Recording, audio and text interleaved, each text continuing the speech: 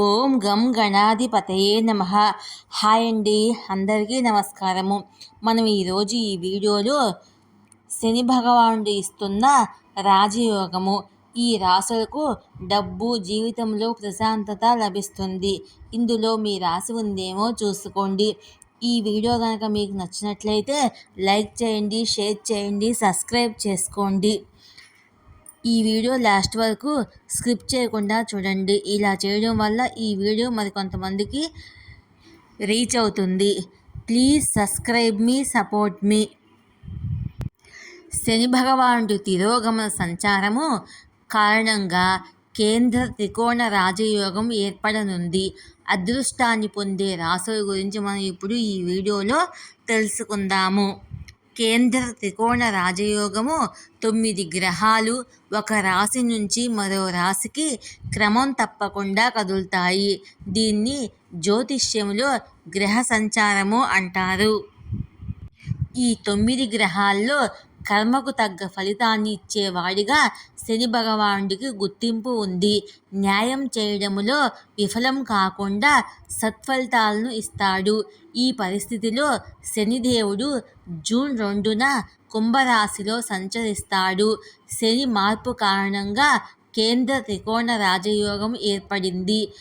ప్రభావితం అయ్యే రాశులు ఈ వీడియోలో తెలుసుకుందాం. ఆ రాశులేంటో ఇప్పుడు చూద్దాము. కుంభరాశి. ఈ రాశి వారికి కేంద్ర త్రికోణ రాజయోగము కొంత శుభ ఫలితాలను ఇస్తుంది. కుంభరాశి 1వ ఇంటిలో శని భగవానుడు ప్రవేశిస్తాడు. మీ జీవితంలో ప్రశాంతత లభిస్తుంది. కుంభరాశి వారికి శని ఎలాంటి ఆటంకము కలిగించడు. అందువల్ల కుంభరాశి వారు జీవితంలో చేసే ప్రయత్నాలు సరైనవి. అంతేకాక ఇన్ని రోజుల పాటు జీవిత పోరాటంలో వేసిన పని మీకు మంచి ఫలితాలను ఇస్తుంది. మీ శ్రమ ఇప్పుడే యజమానులకు తెలుస్తుంది. పని ప్రాంతంలో ప్రమోషన్ లేదా ఇంక్రిమెంట్ పొందని వారికి ఈ కాలంలో ఇది లభిస్తుంది. ఇక 2వ రాశి మేషరాశి.